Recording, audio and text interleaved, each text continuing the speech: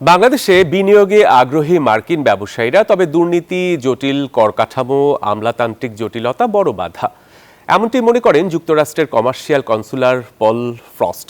মঙ্গলবার রাজধানীর একটি হোটেলে অ্যামচেম আয়োজিত সেমিনারে এমন কথা বলেন তিনি।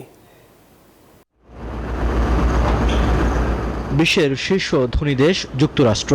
দেশটি $7 বিলিয়ন পণ্য রপ্তানি করে বাংলাদেশে। বিপরীতে বাংলাদেশ আমদানি করে $1 বিলিয়ন পণ্য, যদিও বিনিয়োগে যুক্তরাষ্ট্রের অবস্থান শীর্ষে।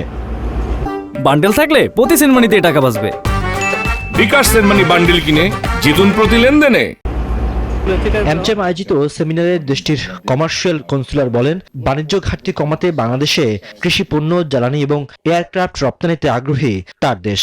Years ago, the U.S. Embassy and the AmCham recognized the growing Bangladeshi middle class and openness to a strong relationship with the United States. And they saw opportunities for American companies to create a office here. এ সময় বাংলাদেশে বিনিয়োগে আগ্রহের কথাও জানান তিনি। তবে এক্ষেত্রে ব্যবসায় লেভেল প্লেইং নিশ্চিতের তাগিদ এই মার্কিন কর্মকর্তার।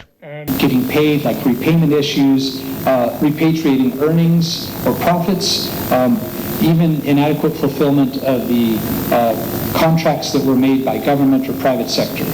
But gradually, we're seeing a resolution in many of those challenges, and we're really grateful for the interim government that has worked with us constructively to help resolve some of those problems.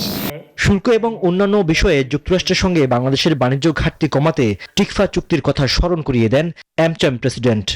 We have to create the level playing field for the foreign investors to have a very congenial and very comfortable business ecosystem. এ সময় মার্কিন বিনিয়োগ বাড়াতে বন্দর জটিলতা কমানো, অবকাঠামো উন্নয়নের দাবি জানান AmCham president. We have to modernize our customs process. Riyad Suman, news 24, Dhaka.